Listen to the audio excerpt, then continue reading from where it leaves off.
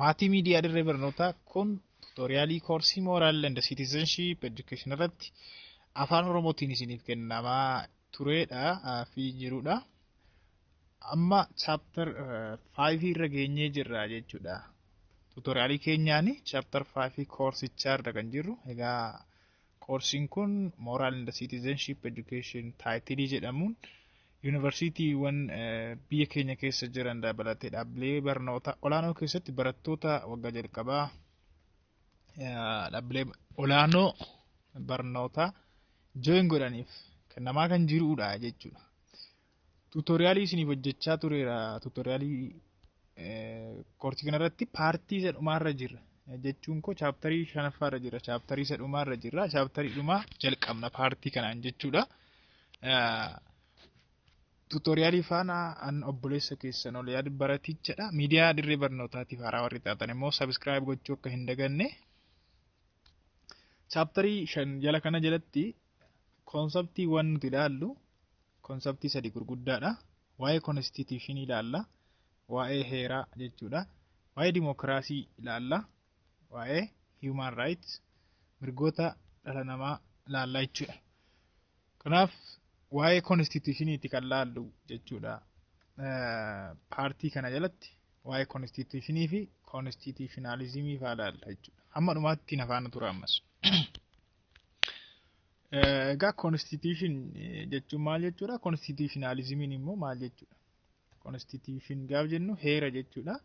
Konstituushinaalizimii jechuun immoo heera hojiidhaan argisiifame jechuu akka jechuuti. Filoosofiin isaa garuu sanarra sin darba gaafa bal'inaan gaafa ilaalu. Yeroo baay'ee konstituushiniin heeraamin hin beektu. Kutaa gadiitti haayiskuulitti yeroo barannu konstituushiniin yookaan heerri heera olaanaa seera olaanaa biyya tokkooti. Konstituushinaalizimiin ammoo siivikii keessatti akka barachaa turretti jechuudha yaadattu. Konstituushinaalizimiin ammoo heerri sun yemmuu akkuma barreeffametti hojiitti geeddaramu. Even mootummaa dabalatee lammiileen kamuu yoo seera sanaaf bulan yoo haqummaa fiduu danda'eera ta'e konstituushinaalizimii jennaanis akkasiitiin jennee baranne turre. Adalatti garuu bal'isneetu jechuudha kan laallu filoosofaayis goonee ilaalla. Kun waa'ee konstituushinaalizimii ammoo tuutoriyaalii biraatiin sirriitti bal'inaan filoosofaayii goonee filoosofiidhaan konstituushinaalizimii versus dimokiraasii fa'aa jennee ilaalla yeroo bira. Ammaaf akka matuma mataarra ilaalla jechuudha. Constitution used mainly in many senses.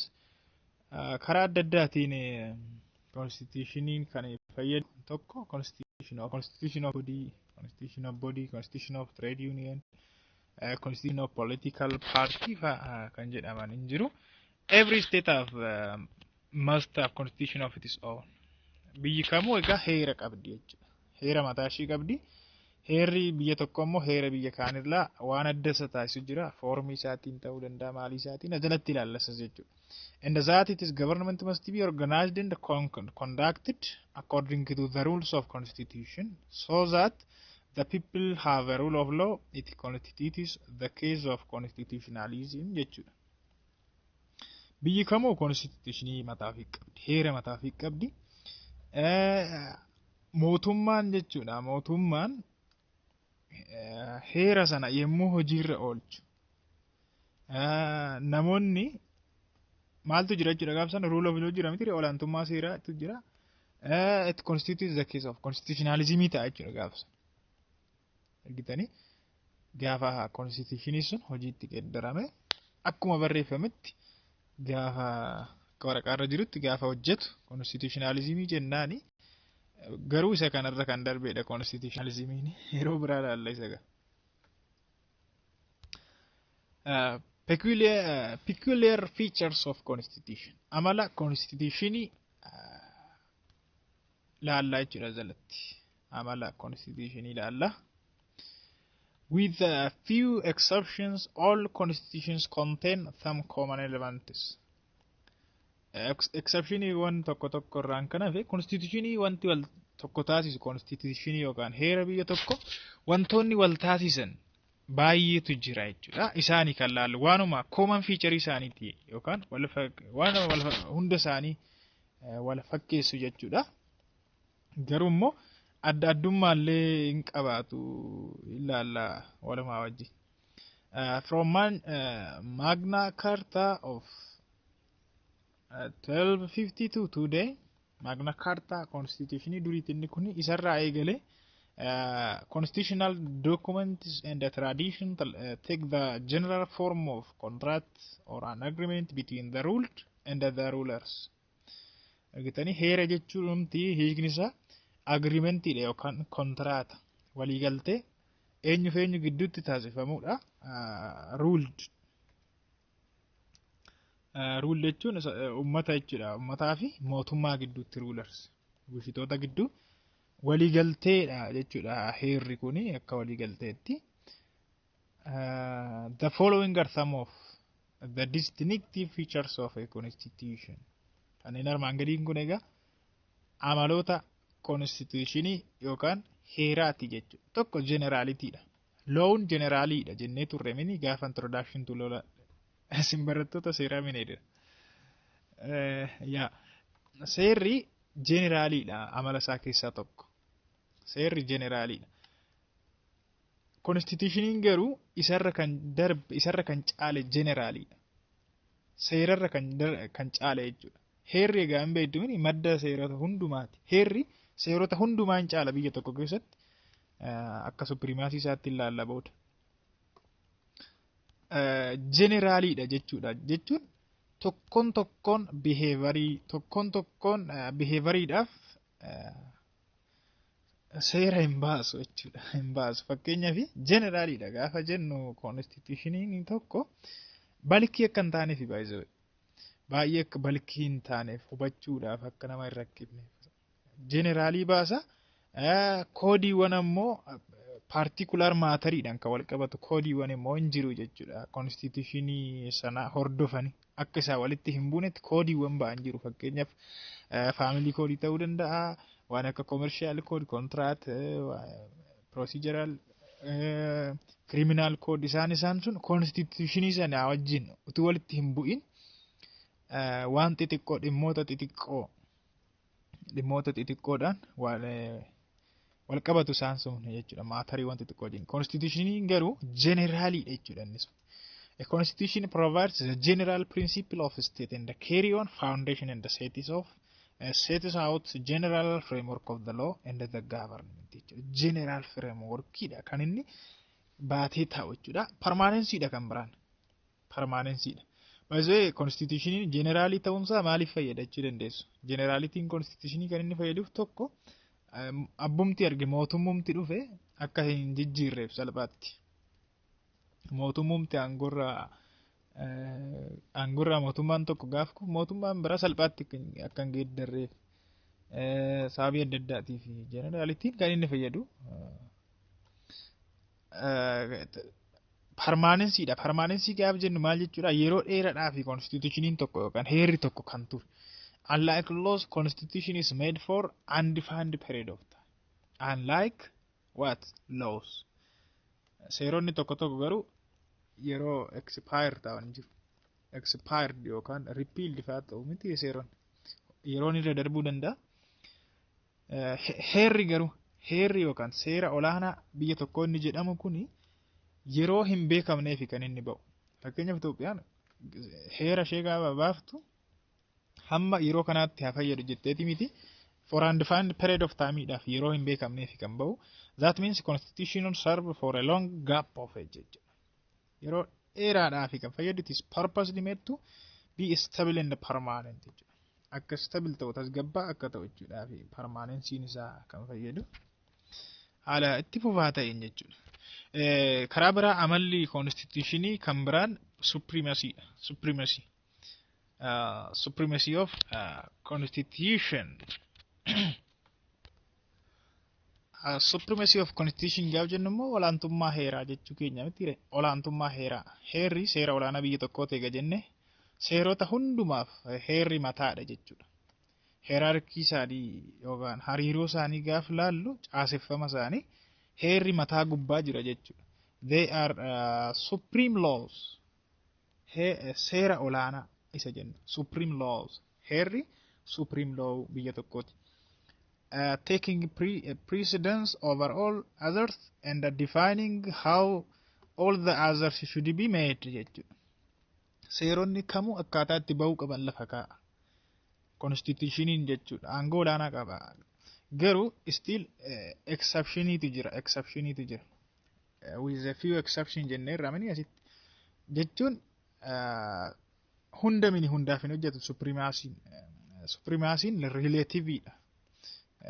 Saayinsii seeraa keessatti supremaasiin relativeidha.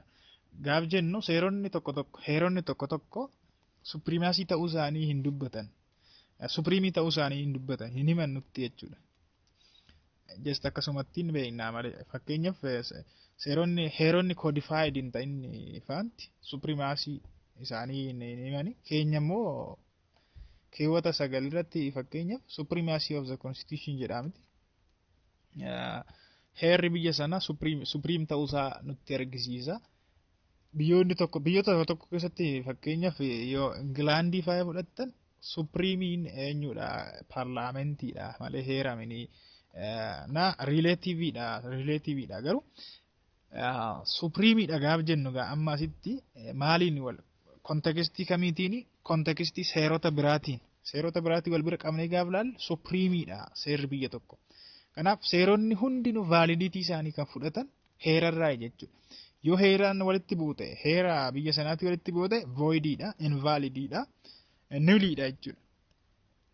Enforced ta'uu hin danda'ani kufu jechuudha kufoo ta'an. Fakkeenyaaf seera maatii yoo ta'e seera miti inni kun seera maatii yookaan family law seeradha inni kuni seeronni achi keessa jiran sun yoo heeraan walitti buute hin ba'an jechuudha jalqabumayyuu kufaa ta'u seera kamuu haa ta'u yoo constitutioniidhaan walitti bu'ate kufaa ta'a jechuudha. Codified documentiidha karaa biraatiin inni kunis relativeidha ammas codified documentii. Maaliif beektu heera hunda miti kan codified ta'ee jiru. Heeronni tokko fakkeenyaaf kan Ingilaandii fudhachuu hin dandeessu. Ammas codified miti jechuunis koodiidhaan hin teenye walitti qindaa'ee jechuudha bifa barreeffame dokumentii tokkoon hin teenye jechuudha. Constitutions are written down. Argitanii? Baay'ee xireedha baay'ee koodisiin kun gaaf laalu. Written down barreeffamee jira constitution hamma hunda hin ibsu baay'ee kun hundaaf hin hojjetu biyya constitutionii biyya keenyaatiif yoo ta'e hojjeta barreeffameera codified ta'eera kan biyya biraa garuu ibsuu hin danda'u hunda ibsu jechuudha. Relative termidha ammas codifiedidha gaaf jenne constitution. Often in a single document that present the constitution in a systematic manner. Haala systematic ta'een barreeffameeti kan taa'u codified ta'ee. Well, allocation of power is a feature of constitution keessa. Jechuun aangoo qoqqooda jechuudha. Heerri tokko aangoo qoqqoodinsa aangoota of keessaa qaba jechuudha. Constitutions outline the proper relations between institutions and offices of the states and between government and the citizens jechuudha. Constitution yookaan heerri biyya tokko maal ibsa? The proper relation between institution and offices of the state. Karaa biraa immoo kan mootummaa fi hariiroo lammii gidduu jiru. Hariiroo biiroolee mootummaatii fi dhaabbata gidduu jiru hundumaa lafa kaa'a jechuudha. Heerri biyya tokko allocation of power gaaf jennu. Baay'ee gaariidha. Major purposes and the function of constitution. Major purpose and the function of constitution. Constitutioniin maal hojjeta? Hojjaansaa maalidha? Faayidaansaa? Tokko, it serves as framework for government. Mootummaadhaaf karaa mootummaan sun ittiin hojjetu baasaaf jechuudha. Akkasitti tajaajila. Mootummaan tokko akkamitti akka hojjechuu qabu?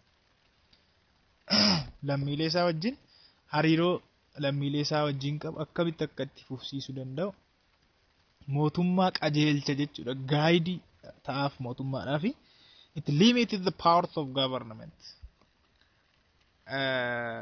Aangoo mootummaa maal godhaa? Indaangeessa mootummaan tokko abuse of power kan gargaaramu. jechuun aangoo isaarra akka seeraatti akka aangoo isaatti akka seeraan fayyadamu gargaara.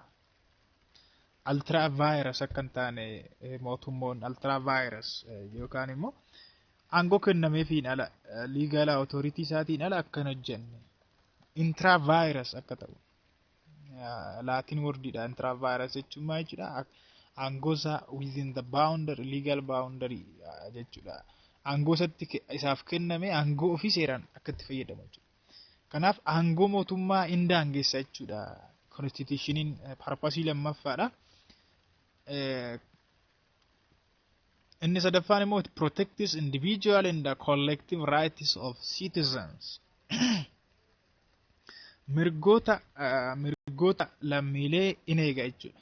Collective right kan jennu mirga akka lammiitti kan waliin qaban mirga waloo kan ta'an jiru. Fakkeenyaaf amantaa fa'aa yoo fudhattan mirga waliiniiti kan dhuunfaatis ta'uu danda'a garuu collective right mirga waliin qabanidha. Individual rightiinis hin jira. Mirgoota kana hundumaa lammiileedhaaf eega jechuudha. Constitutioniin karaa biraa it serves as the supreme or highest law of a country akka heera olaanaa biyya tokkotti tajaajila. Heera olaanaa biyya tokkotti tajaajila. Heeronni kaan immoo validity isaanii achirraa fudhatu jechuudha. Sirrummaa isaanii. It provides government legitimacy or stability. Sirrummaa mootummaa tokko legitimacy mootummaadhaaf kenna jechuudha. Mootummaan tokko legitimacy isaa kan fudhatu constitution irraa jechuudha. Constitution blueprints for establish values and the goals. Armaan gadii kana jechuudha. Armaan olitti ilaalle kanadha walumaa galatti. Constitution blueprints for establishing values and the goals. Duudhaawwan establish godha jechuudha. Baay'ee murteessaa kan ta'edha. Duudhaalee adda addaa establish gochuudhaaf constitutioniin biyya tokko itti aansinee paartii itti aanuun kan wajjin laallu paartii makanaan xumurraa classification of constitutionii xumurra paartii kanaani akka nu jalaan dheeyanneef balkii akka hin taaneef baay'ee biraamini paartiitti qooduun keenya hin beektu. Constitutionii egaa akkaataa adda addaatiin classify gochuu hin dandeenya. Constitutionii akkaataa adda addaatiin qoqqooduu hin dandeenya. Akkaataan tokko constitutioniitti qoonnu foormii isaa irratti found ofneefaadha. Criteria adda addaan nu gaafata jechuudha constitutionii qooduudha. Constitution are classified into different categories using different criteria. For instance, taking the criteria for formii jechuudha. Formii gaaf jennu written constitution and unwritten constitution. Heerri tokko tokko heeronni barraa'an jiru. Heeronni hin barroofne immoo jiru. Heeronni tokko tokko amendment procedure irratti illee isa kana boodetti deebina. Written and unwritten gaaf jennu unwritten jechuurra uncodified tu jenne gaariidha.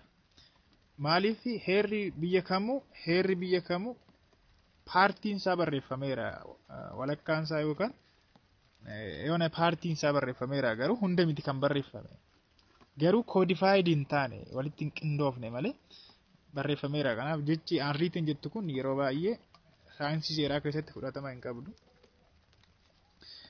Amendment procedure isaa irratti hundoofnes constitutionii qooduu hin dandeenya. Gaafsan immoo rigid fi flexible jenne. Flexible jechuun goggogaa isaa kan ta'e rigid jennaan kan amend gochuudhaaf kan ulfaatu jechuudha. Flexibiliin immoo bakka socho'aa kan ta'e jechuudha. Injira miti. Amend gochuudhaaf kan salphate jechuudha. And the degree of implementation or practice irratti hundoofnes constitutionii qooduu hin dandeenya. Gaafsan immoo effective constitution kan jennuun hin jira. Effective constitution jechuun constitutionii sirrimatti akkuma barreeffametti hojjechaa jiru jechuudha. Nominal constitution kan jennuun ammoo just waraqamarra kan jiru wayii jechuudha. Waraqamarra kan jiru garuu akkasumatti effective kan hin taane hojjechaa kan hin jirre jechuudha.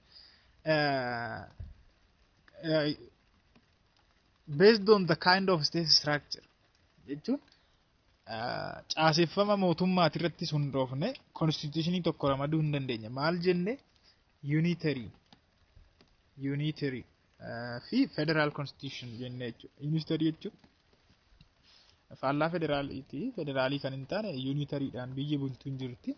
Kan akka Ingilaandii fa'a. Kan keenya immoo federal constitutionidha. Kan biyya keenya. Akka kanatti ramaduu hin dandeenya jechuudha. Constitutionii biyya tokko.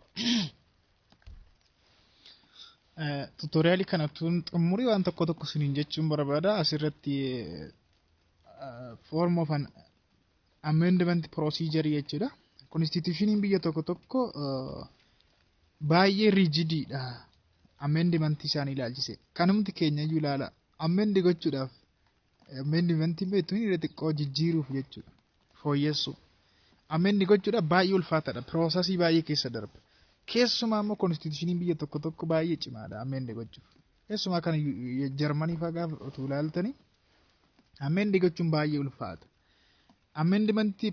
Amendmentiin kun kan inni wal qabatu seenaa biyya san keessa dabarte fa'aadhaan walitti hidhama qaba. Constitutioniin biyya tokko biyya kan inni ibsu egaa tokko biyyi sun seenaa akkamii keessa akka dabarte fa'aa reflect godha waan ta'eef jechuudha. Baay'ee rigid kan ta'e jira. Salphumatti immoo jijjiiramuu kan danda'u hin jira. Constitutioniin tokko flexible kan ta'e jechuudha. Asirratti immoo written constitution kanarratti immoo formii constitution irratti hundoofneeti ani akkasitti qoonneef. Akkuma isiniin jedhee fakkeenyaaf keessumaa yeroo baay'ee kan nuti beeknu constitutioniin kan barreeffamee fi kan hin barreeffamne ta'uu isaatiin. Garuu akkasumatti bakka written jedhu kanatti unwritten jedhu kanatti uncodified tu jennee gaariidha. Codified and uncodified jennee qooduu gaariidha malee akka kanatti yoo qoonne gaariin ta'u maaliif beektu constitutioniin fakkeenyaaf kan Biriteen kan Ingilaandi unwrittenidha jedhama yeroo baay'ee. Garuu unwritten utuu hin taane uncodified. Paartiin isaa barreeffameera. Kuunsaa barreeffame kuun hin barreeffamne garuu codified hin taane dookumentii tokko keessatti walitti sassaabamne malee barreeffameera jechuudha. Baay'ee qorumsa seeraa irratti nu dhufeera yeroo waa'ee yaadadha. Inni kun maaliif constitutionii biyya Ingilaandii maaliif unwrittenidha hin jenne? Unwrittenidha jechuu hin dandeenye miti. Maaliif hin jenne jenna? Paartiin isaanii barreeffameera. Paartiin isaanii immoo hin barreeffamne waan ta'eefidha. Uncodifiedidha kan hin jenneen maalidha? Sorry. Unwrittenidha gaaf jennu sirrii miti. Uncodifiedidha gaaf jennu sirrii ta'a malee isaa jechuudha. Baay'ee gaariidha. Nu gaha asumarratti xumurra. Egaa hundi isaanii iyyuu meeriitiif demeeriitii mataa isaanii qabu jechuunis faayidaa fi miidhaa qabu jechuudha. Advanteejii disadvanteejii mataa isaanii qabu. Written constitution yoo fudhattan fakkeenyaaf moojila keessarra bal'istanii dubbisuu hin dandeessu. Faayidaan isaa salphaadha. Namni akka even hawaasni mana barumsaa seeraa galuun isa hin barbaachisu. Barreeffamee jira waan ta'eef hubachuudhaafis salphata jechuudha. Unwrittenidha gaaf ta'e garuu kan beeku nama muraasa abbootii fa'aa fi ofiishaalota qofaatu beeka. Namni baay'een hin beeku jechuudha yoo uncodifiedidha yoo ta'e. Codifiedidha yookaan writtenidha yoo ta'e immoo namni baay'een salphumatti beekuu danda'a. Rigidii kan ta'e immoo as keessaa kamidha beektu? Yeroo baay'ee maaliif kan keessumaa warri Ingilizii maaliif kan uncodified ta'e constitutioniin isaanii yoo jettan salphaatti jijjiiruuf namatti hin tolu inni sun. Inni kun writteniin kun salphaatti geeddaruudhaaf amend gochuudhaaf hin salphata. Unwrittenii gaaf ta'u immoo salphaatti hin jijjiiramu. Salphaatti jijjiiruudhaaf hin ta'u rigidii ta'e itti fufaa jechuudha. Akka namni yeroo jijjiirame iyyuu hin beektan jechuudha. Ammatu jijjiirame maaliif constitution sanii iyyuu baay'ee badaasaa hin beekne yeroo geeddarame iyyuu hin beektan akka namni isaan irratti hin dammaqneef jechuudha. Kan hin bare uncodified tun godhin kan qabatanii turaniif. Hin ga'a nu ga'a waan afaana turtaniif ulfaadhaadha. Kun tuutoriyaalii koorsii Moral and Citizenship Education jedhamuudhaan barattoota haaraa yuunivarsiitii join godhaniif kennamu irratti kennamaa jirudha. tutoriaalii faanaan obboleessi keessan Oliyaad Baratichaan ture. Paartii taanuun immoo wal arginaa miidiyaa dirree barnootaaf haaraa warri taatan sabiskiraayib gochuu akka hin daganne isin yaadachiisa. Nagaan naa tura.